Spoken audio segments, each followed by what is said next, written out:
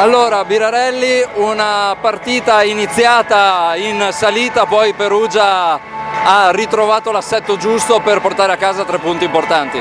Ma sì, sapevamo che non era una partita facile, insomma non lo dico per dire, ma perché qua insomma, Padova non è la prima volta che arriva quasi a dare fastidio a tutte le squadre, poi dispiace per loro perché pur giocando bene manca sempre qualcosa, ma noi avevamo anche bisogno tanto di questi 3 punti e siamo stati bravi questa volta nei momenti importanti a reagire bene e a fare le cose giuste.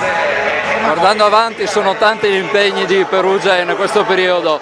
Qual è il consiglio che puoi dare anche ai tuoi compagni di squadra su come affrontare questi momenti molto intensi?